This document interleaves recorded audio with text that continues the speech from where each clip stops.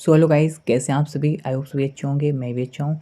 सो अगर आप मेरे रेगुलर वीडियो देखते होंगे तो आपको पता होगा कि हम लोग अभी इस चैनल में पढ़ रहे हैं बी फार्मा थर्ड ईयर का फिफ्थ सेमेस्टर का एक सब्जेक्ट, यानी कि IP first, industrial pharmacy first.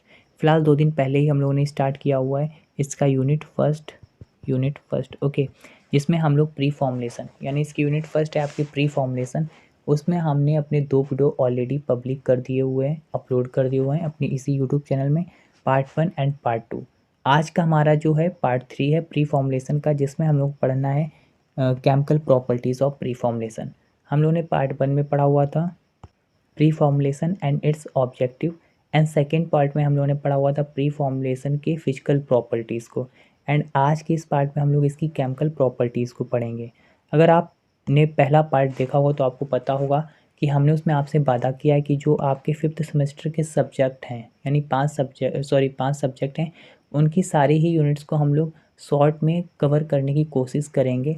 And अगर आप हमारे इससे पढ़ते हैं तो सबसे पहले हम लोग इसमें आईपी पढ़ा रहे हैं, तो जल्दी से जल्दी इसको कवर करने की कोशिश करेंगे सारी यूनिट्स को। इसके सारे ही इम्पॉर्टेंट जो हमारे क्वेश्चंस बनते हैं के यूनिवर्सिटी में, उस टाइप से हम पढ़ाएंगे। तो आप अगर इससे पढ़ते हैं और इसके नोट्स भी प्रोवाइड करेंगे तो 100% आपके 70% यानी 75% मार्क्स से अबव ही रहेंगे, बिल्कुल भी लो नहीं होंगे, अगर इसी तरीके से आप पढ़ के इसका प्रेजेंटेशन अपनी कॉपी में इसी तरीके से का रखते हैं, ठीक है।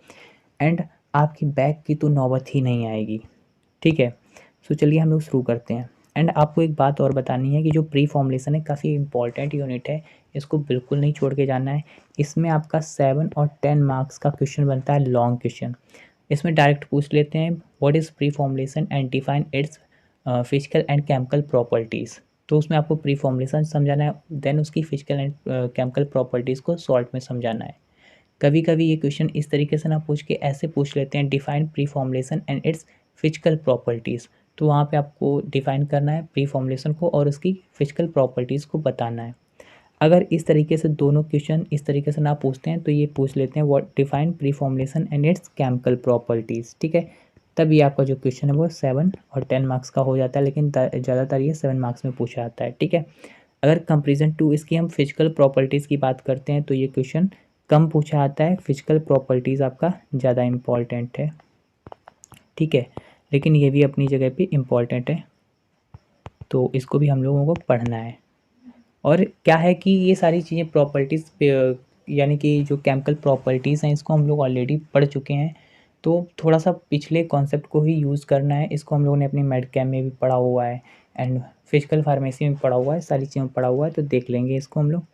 अब सबसे पहले हम लोग जानते हैं कि हम लोगों को यहाँ पे केमिकल प्रॉपर्टीज़ पढ़ने की ज़रूरत क्यों पड़ रही प्री फॉर्मुलेशन में। तो इस वजह से कि कोई भी हम फॉर्मुलेशन बनाते हैं, सपोज दैट हमने सिरप बनाई, ठीक है, क्या बनाई, सिरप। अब सिरप को हम लोगों ने बनाने के बाद इसको किया स्टोर, ठीक है। अब इसके बाद हम लोगों ने इसकी करी मार्केटिंग, ठीक है। मार्केटिंग करने के बाद ये जब मार्केट में गई तो पेशेंट तक जाने से पहले, पेशेंट जो हमारा है रिटेलर, ठीक है, इन सब तक जाने से पहले, या कंज्यूमर जो भी बोलना चाहें आप, ठीक है, मेन आपका पेशेंट ही है।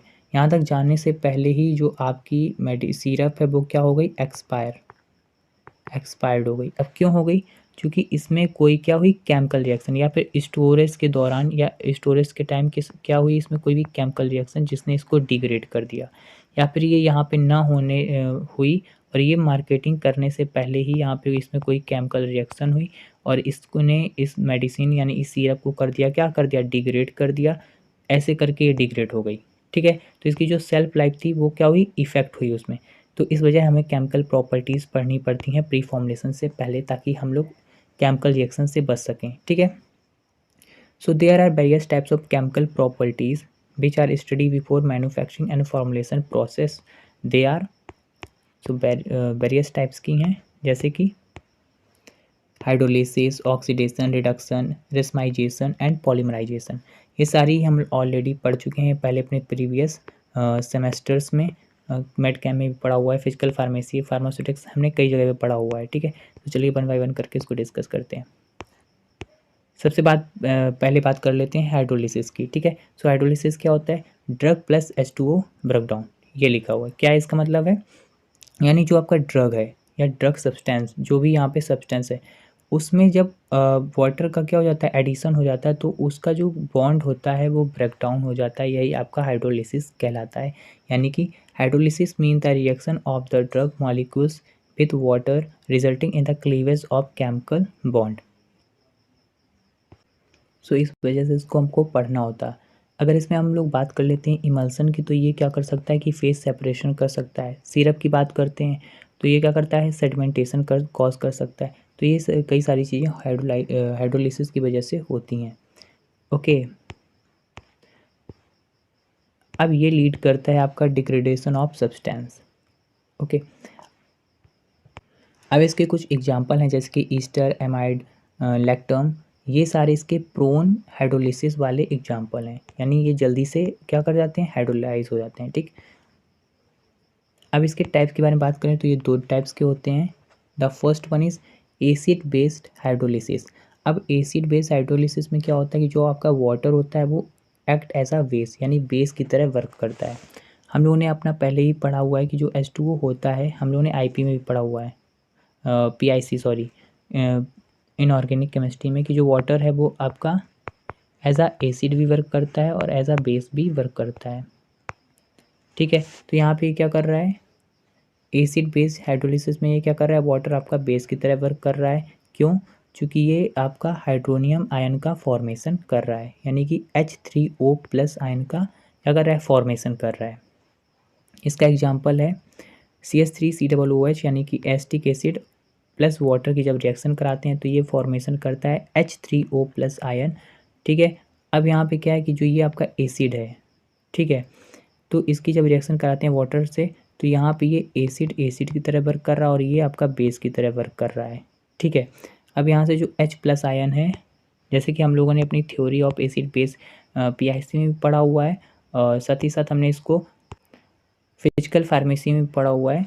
तो उसमें हम लोगों ने पढ़ा हुआ था कि जो थ्योरी ऑफ एसिड बेस था उसमें हम लोगों ने पढ़ा हुआ था जो H प्लस आयन होता है देता है वो हमारा एसिड कहलाते हैं, और जो OH माइनस आयन देते हैं वो हमारे बेस कहलाते हैं। ठीक है, अब यहाँ पे क्या है कि H प्लस आयन यहाँ से ये दे रहा है तो ये एसिड इस वजह से कहला रहा है। अब ये H प्लस आयन आपका जाएगा कहाँ पे, वाटर से रिएक्शन करेगा और यहाँ से ये बना देगा H3O प्लस आयन। अब यहाँ पे ये एज अ एसिड वर्क करेगा और ये आपका कन्वर्ट हो जाएगा बेस में। ठीक है, तो इसमें क्या है कि एसिड में ये आपका बेस की तरह वर्क करता है, यहाँ पे वाटर आपका बेस की तरह वर्क कर रहा है, लेकिन जब ये कन्वर्ट हो जाएगा तब ये एसिड की तरह वर्क करेगा। ठीक है, अब अगर बात कर लेते हैं बेस बेस्ड हाइड्रोलिसिस की, तो इसमें क्या होता है, इस केस में जो वाटर होता है एक्ट करता है एसिड की तरह। ठीक है, क्यों करता है, क्योंकि वाटर जो होता है वो प्रोटॉन डोनर होता है, प्रोटॉन को डोनेट कर रहा है, यानी H प्लस आयन को डोनेट कर रहा है। ठीक है, अब इसकी अगर हम लोग बात करते हैं यहाँ पे, तो यहाँ पे क्या कर रहे थे कि ये वाटर H प्लस आयन को डोनेट नहीं कर रहा था, ये H प्लस आयन को ले रहा था। ठीक है, H प्लस आयन को लेके ये चीज़ को फॉर्मेशन कर रहा, तो यहाँ से ले रहा था ना कि दे रहा था। देने वाला क्या कहलाता है, एसिड। ठीक है, लेकिन ले रहा था इस वजह से ये बेस की तरह वर्क कर रहा था। यहाँ पे जस्ट उल्टा है, ये प्रोटॉन को डोनेट कर रहा है, प्रोटॉन यहाँ पे H प्लस आयन ही होता है। ठीक है, और to be a hydroxide ion OH minus, ठीक है, फॉर्मेशन कर लेता है। एग्जाम्पल देखते हैं पिरिमिडीन का, जैसे कि ये पिरिमिडीन है, ये बेस है और ये इसका वाटर यहाँ पे एसिड की तरह वर्क कर रहा है। कैसे कि यहाँ पे क्या हो रहा है कि जो हमारा ये पिरिमिडीन है, ठीक है, यहाँ पे देखिए H प्लस आयन आया हुआ है, यानी कि इससे यहाँ से H प्लस आयन आया हुआ है, तो यहाँ पे वाटर ये आपका H प्लस और OH माइनस आयन में टूटा और ये H प्लस जो है यहाँ पे आके पिरिमिडीन से जुड़ गया, तो ये चीज़ फॉर्मेशन हो गई और ये आपका OH माइनस यहाँ से बन गया। ठीक है, तो इस वजह से यहाँ पे ये क्या कर रहा है, आपका वर्क कर रहा है एज अ एसिड की तरह, क्योंकि ये क्या कर रहा है, H प्लस आयन को दे रहा है। ठीक है, अब बात कर लेते हैं ऑक्सीडेशन की। देखिए ऑक्सीडेशन रिडक्शन बहुत सिंपल है समझना। ऑक्सीडेशन में क्या होता है, लॉस ऑफ इलेक्ट्रॉन होता है, और रिडक्शन में क्या होता है, गेनिंग ऑफ इलेक्ट्रॉन। सेम है, ठीक है, बस थोड़ा सा क्या डिफरेंस ये है कि यहाँ पे समझने के लिए बहुत अच्छी चीज़ है, बस इतना ही डिफरेंट है कि ऑक्सीडेशन में लॉस ऑफ इलेक्ट्रॉन है और रिडक्शन में गेनिंग ऑफ क्या है, इलेक्ट्रॉन। ठीक है, सो इसका ये एग्जांपल देख लीजिए, इसमें क्या आ रहा है कि oxidation is the loss of electron और increase in oxidation stage okay in an atom ion and molecule in the chemical reaction, ये इसका एग्जांपल है। एंड रिडक्शन में जैसे हमने आपको बताया था कि क्या है, गेनिंग ऑफ इलेक्ट्रॉन। सो ये सबसे अच्छा एग्जांपल है इन दोनों का ही, जैसे कि Na+Cl। अब Na क्या है, Na आपका फॉर्मेशन कर रहा है Na+ में 2 ट्राइड, तो यहाँ पे ऑक्सीडाइज हो रहा है, और ये Cl- में, तो यहाँ पे इसका रिडक्शन हो रहा है, ठीक है।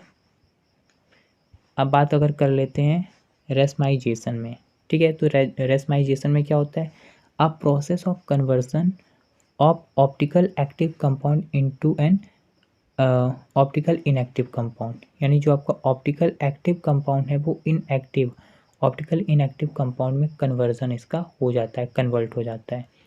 ये आपने पीओसी 3rd में पढ़ा हुआ होगा, ठीक है। अब देखिए यहाँ पे इसको बेसिकली पढ़ क्यों रहे हैं, क्योंकि हम लोगों को पता है कि ऑप्टिकली जो एक्टिव होता है वो रोटेटरी होता है, यानी या फिर लीवो रोटेटरी हो सकता है या डेक्स्ट्रो रोटेटरी हो सकता है, ठीक है। ऐसा हम लोगों ने अपना पीओसी में पढ़ा था, अभी समझते हैं इसको पॉइंट से। Rate of racemization depend on the presence of catalystic hydrolysis hydroxyl ion heat light temperature और सॉल्वेंट।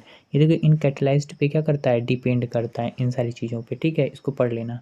एंड सेकंड पॉइंट है inter conversion can alter the pharmacokinetics properties and pharmacological properties and toxicological properties. देखिए ये alter करता है इन सारी properties को। अगर इसकी एग्जांपल की बात करें, देखना अभी फटाक से समझ में आ जाएगा। इसमें क्या होता है, जो आपका एल-इपिनेफ्रिन होता है, यानी जो आपकी ड्रग है इपिनेफ्रिन, ये एल फॉर्म यानी कि लीवो फॉर्म में 15 to 20 टाइम्स एक्टिव होता है देन डी फॉर्म, यानी कि जो इसका डी फॉर्म है इपिनेफ्रिन का, इपिनेफ्रिन जो है ये मोर एक्टिव होती है किस फॉर्म में, एल फॉर्म में। अगर इसको हम लोग कन्वर्ट करते हैं डी फॉर्म में, तो इसका एक्टिविटी को क्या हो जाएगा, डिक्रीज हो जाएगी। ये एसिड हटा दीजिए, एक्टिविटी है, एक्टिविटी डिक्रीज हो जाएगी अगर ये डी फॉर्म में होगी, यानी डेक्स्ट्रो फॉर्म में, ओके। अब लास्ट हमारा बचता है पॉलीमराइजेशन। पॉलीमराइजेशन में क्या होता है, polymerisation is the process of formation of polymer by addition of many monomers, ठीक है। कई सारे मोनोमर्स को एडिशन करने से आपका पॉलीमर का फॉर्मेशन होता है। फॉर्मेशन ऑफ पॉलीमर्स आपका कहलाता है पॉलीमराइजेशन, ठीक है। Next point, in this process small molecular combined together and form large chain like network of molecules, okay. So I hope अगर आपको ये वीडियो पसंद आया तो प्लीज़ मेरे चैनल को सब्सक्राइब करिए, वीडियो को लाइक करिए, ऐसी वीडियो देखने तक मेरे चैनल तक बने रहिए। Thanks for watching this video and notes को कलेक्ट करने के लिए आप मेरी डिस्क्रिप्शन बॉक्स में टेलीग्राम चैनल पे विजिट कर सकते हैं और नोट्स भी डाउनलोड कर सकते हैं। Thanks for watching this video.